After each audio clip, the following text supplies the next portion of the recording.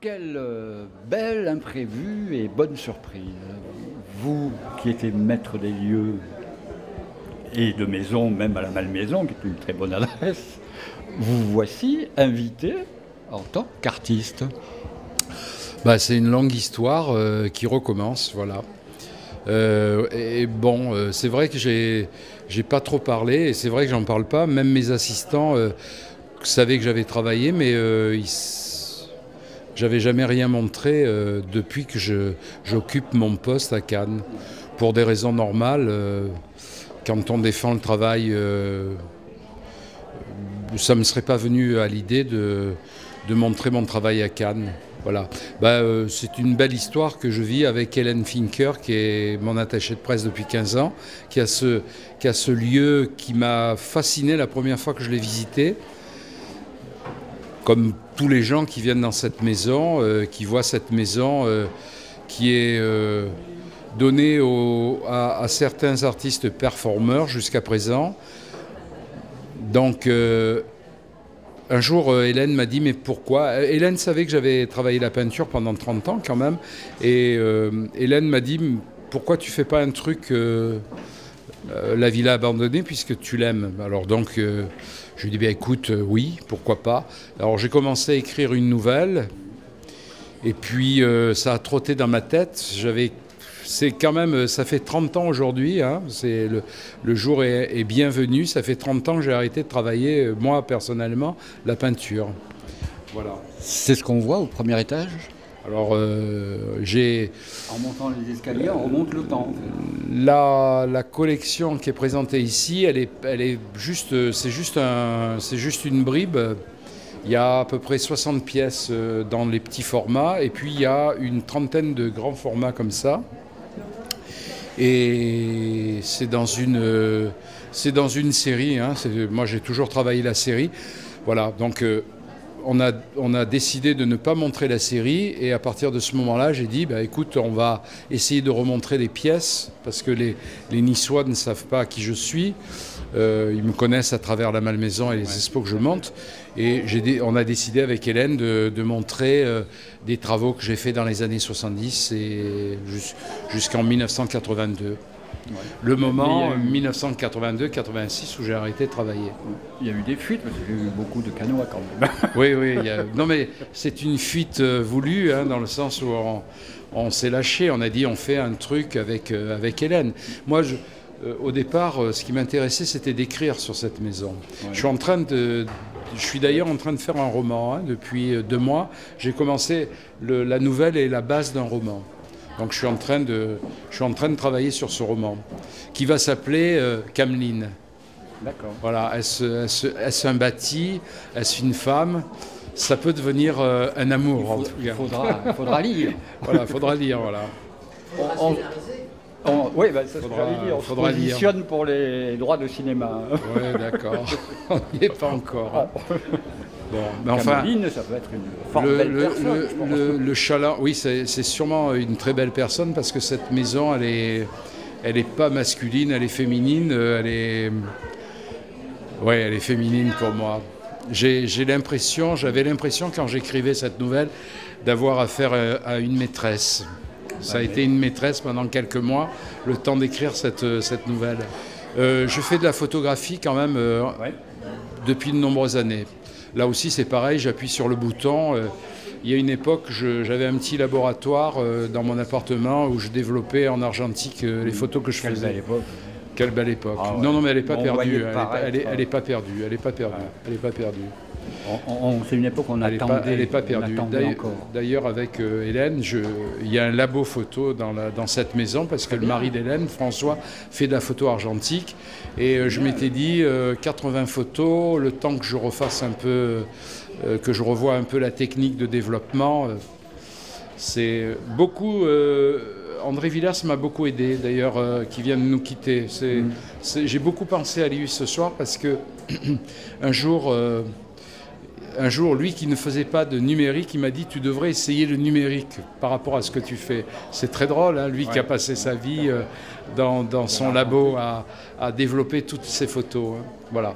Le challenge, pour moi, c'était de recommencer à colorer les choses. Et j'ai quand même travaillé ce challenge en 2 mois parce que j'ai quand même beaucoup de travail à Cannes.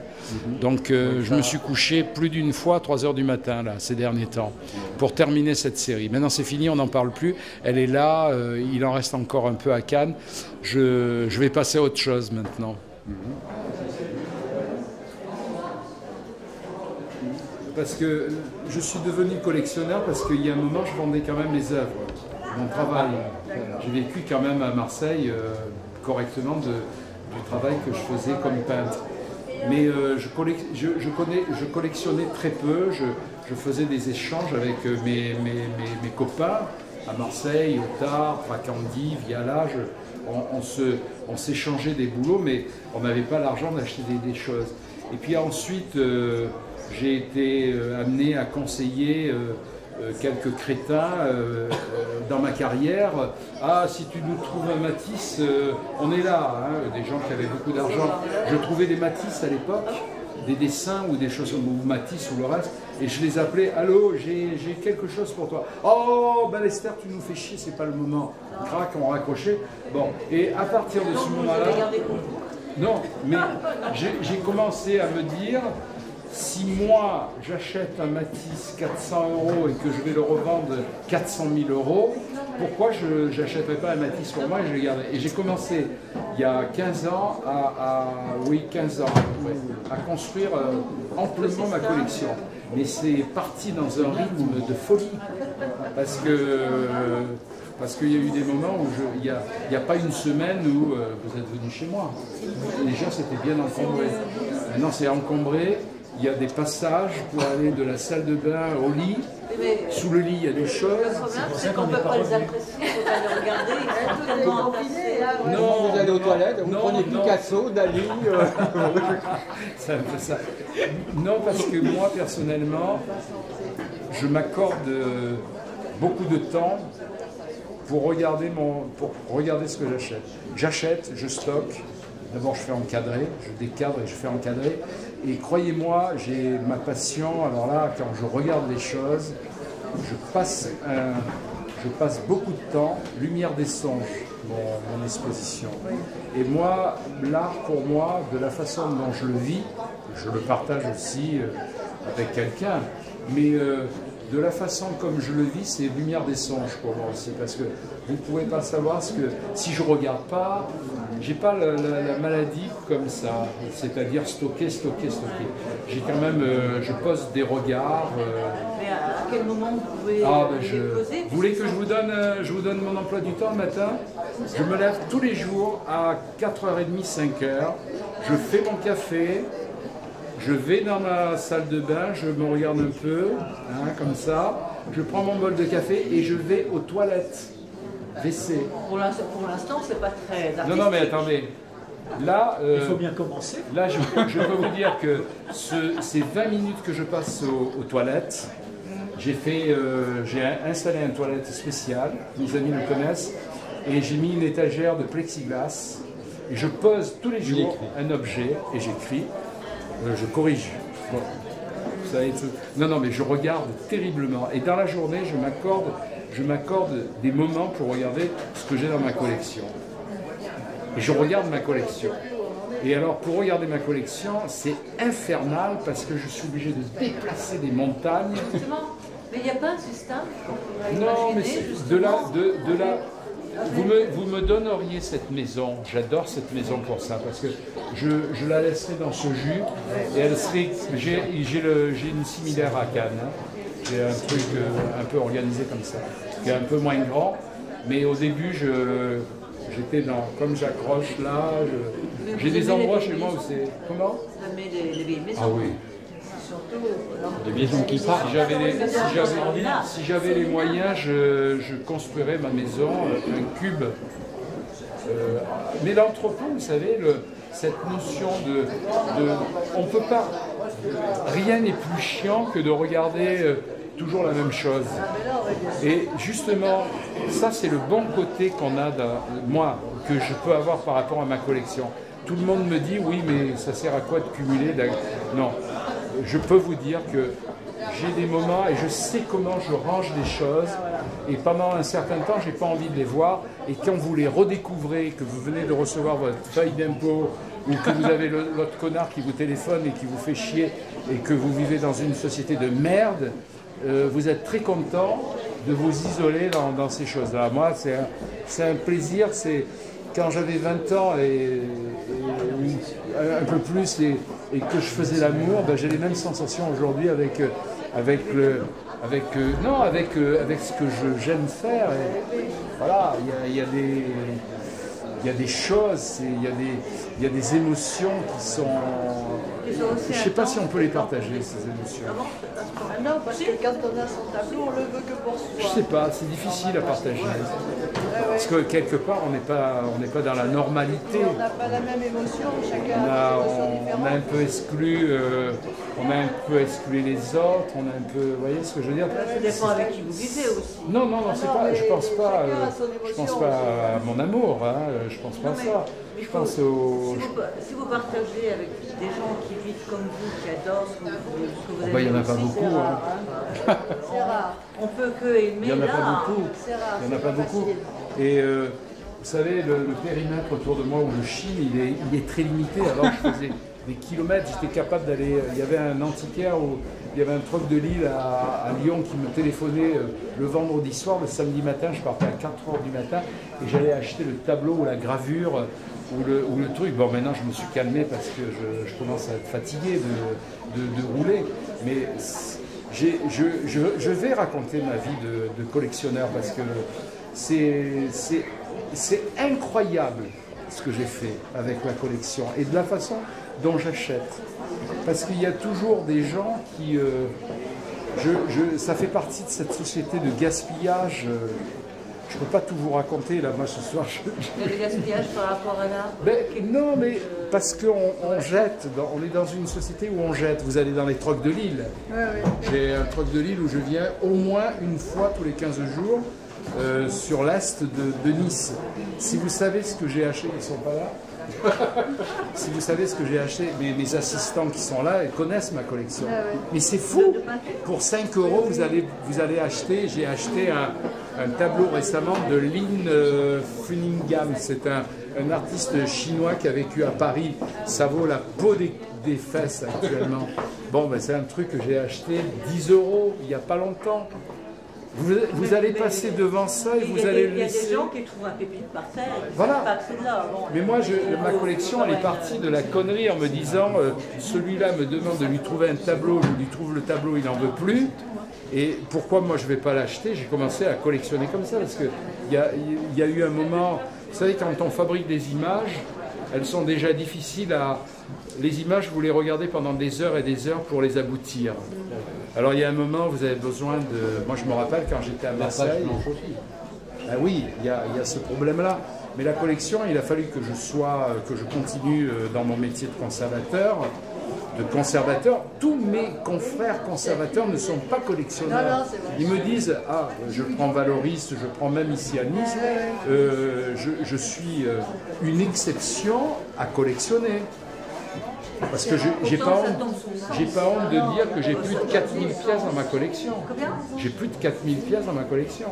Ah, ça fait de la place. Ah oui, non, mais je vous dis, c'est devenu un truc complètement fou. J'aime cette folie parce qu'un jour ou l'autre, je vais être obligé de la montrer, cette collection. Mais je m'en séparais. Parce que je ne vais pas l'emporter avec moi. L'emporter avec soi, tant qu'on peut garder. Voilà. Mais je vais vous dire une chose, je l'ai bien consommé moi personnellement, parce que la question qui était posée tout à l'heure, c'est je regarde ce que je... Mais je me laisse un temps pour découvrir. Ce qui est important chez nous, dans notre métier, c'est qu'on sait reconnaître un bon travail d'un mauvais travail. Un bon travail, une belle gravure, vous passez devant, moi je regarde jamais la signature. Vous voulez que je vous raconte une histoire qui m'est arrivée? Anna, je raconte l'histoire de François Gillot. François Gillot, la femme de Picasso. Toujours dans ce truc de Lille. Un jour, je suis obsédé par la céramique. Un jour, cette femme me téléphone, elle me dit « Monsieur Ballester, on a beaucoup de céramique, venez. » C'était un samedi, c'était au mois de juin. La veille, on était en train de préparer l'exposition Picasso à Cannes et mon éditeur avait fait le catalogue à Nîmes de l'exposition de François Gillot sur la tauromachie. En même temps, nous on préparait Picasso. Donc, il m'amène le livre de François Gillot. Vous savez combien j'ai de numéros là? Parce qu'il travaille sur ma collection que je vais donner à la ville de Cannes. Ma collection de livres. J'ai 30 000 ouvrages. Parce que j'achète beaucoup de livres. Bah oui, parce que dans nos métiers, il faut de la documentation. Hein. Moi, Internet, j'y vais beaucoup, mais les livres, c'est beau, ça sent bon, ça... Voilà. Oui, mais Internet, ça va très vite. Oui, mais le livre, quand vous le prenez dans la main... Est-ce qu'on peut... Oui, comme le mieux, c'est de voir le tableau lui-même. Non, c'est pas le tableau, c'est... Non, non, non. Vous savez, le travail qu'on a fait à la Malmaison, là, depuis 15 ans, moi, je suis un passionné de gravure, et on a montré, on a fait maçon, on va refaire d'ailleurs l'année prochaine une grande exposition maçon, cette fois-ci avec des peintures. Je fais une confrontation Picasso-maçon l'année prochaine. Et le livre, dans les années, les grandes années du XXe siècle, regardez le livre aujourd'hui, les problèmes qu'on a avec le livre, regardez tous ces auteurs, regardez tous ces artistes qui ont partagé leur vie avec le livre. Les textes de Jean Paulhan, les textes d'un tel et d'un tel et d'un tel avec la NRF. Moi, le livre, pour moi, c'est fondamental. Si je n'avais pas le livre autour de moi, je ne serais pas là aujourd'hui, parce que c'est le livre qui m'a appris à rencontrer les autres. C'était votre génération. L'histoire de François Gillot.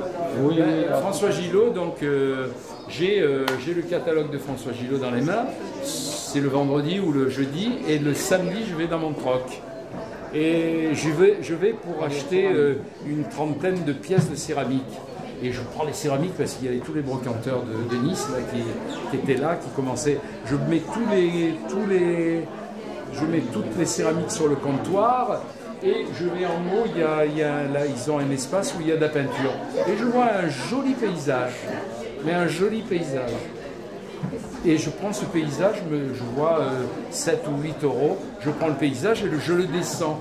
Je paye, je remplis mes casiers, je prends la céramique et je paye le tableau et j'oublie le tableau. Donc c'était au mois de juin. Juillet, on fait notre expo Picasso. Juin, juillet, août, septembre. Septembre, je reçois un coup de téléphone de ces gens-là qui me disent « Monsieur Ballester, vous avez oublié votre tableau, vous pouvez venir le chercher parce qu'on va vous l'abîmer. » Je viens un samedi après-midi, je prends le tableau dans les mains et qu'est-ce que je vois? F. Gillot, G-I-L-O-T. Et j'avais laissé ce tableau, vous voyez comment, et ça c'est une déformation professionnelle, j'ai vu que ce tableau était bien peint, j'ai regardé l'étiquette, il valait pas cher, je l'ai acheté. Maintenant je ne laisse plus rien, je prends. Et je rentre à la maison comme un fou ce samedi, je prends le catalogue de François Gillot, et les 3 premiers tableaux de François Gillot dans ce catalogue, F-G-I-L-O-T. Voilà. Et j'ai acheté mon tableau 7 euros ou 6 euros. C'est comme un peu de la baraque. C'est de la... Non, mais c'est de l'instinct. C'est de L'instinct du chercheur. C'est de la culture de la matière. Je l'ai acheté parce que je l'aime. Je ne vais pas dire pour ça, je vais le mettre au-dessus de la commode de machin, j'ai pas de commode chez moi, c'est pratique. Et je stocke. Mais mon tableau, je le ressors de temps en temps parce que après vous avez cette émotion qui est extraordinaire. Vous vous dites, je dis j'ai un François Gillot au fils de Picasso il n'y a pas longtemps. Et il me dit, ah bon, vous avez un tableau de ma mère, bon, et il me met en contact avec sa mère, il est de 1942, juste avant que je ne rencontre Picasso. Pour moi, dans ma carrière, d'avoir un tableau comme ça, mais pas de Picasso, si, j'ai des petites choses, mais que j'ai chiné d'ailleurs. Mais voilà, vous voyez, pour moi, c'est exceptionnel d'avoir, et tout ce que j'ai, je l'ai découvert comme ça, par rapport à ma connaissance, évidemment. Et moi, j'achète. Je ne laisse pas. Pour moi, dans ma collection, j'aurais jamais pu m'acheter ces choses. J'aurais jamais pu m'acheter ça.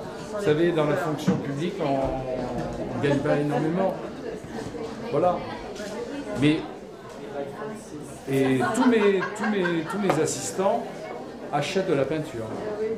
Je les tiens, il y en a un là derrière qui photographie, il achète de la peinture. Dans ma maison, on achète tous. Moi, j'aimerais bien acheter de la peinture. Mais Là, vous venez, je vous téléphone, je vais chiner demain après-midi, vous venez avec moi. Mais à chaque Voilà. fois, ce sont des prix énormes.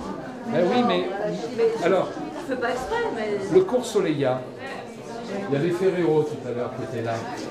Moi, un jour, on monte les... Oh, ça c'est gentil.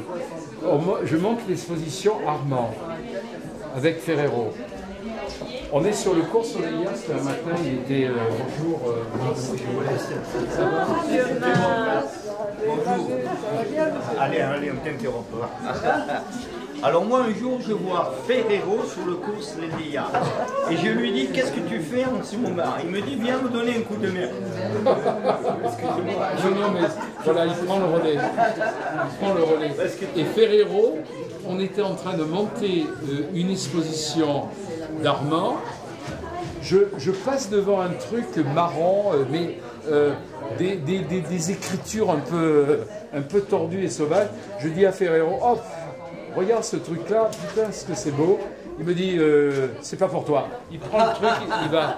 Et je le vois en train de négocier, il a acheté ça, 5 €. Il me dit, tu as vu ce que je viens d'acheter? Un Armand. C'était un Armand signé. Mais c'était où? Signé, comment il signait Armand? Avec Non, mais avant. Martinez ou je sais pas quoi. Fernandez, je crois. Voilà. Et lui, et moi je l'aurais acheté ce tableau. Je l'aurais gardé pendant des années sans savoir que c'était Armand. Mais c'était sur le cours Soleilla. Mais c'était pas signé. Hein? C'était pas signé. Si, c'était signé, mais moi je ne savais pas que lui signait. C'est un ancien nom. Alors, voilà. On arrive en pleine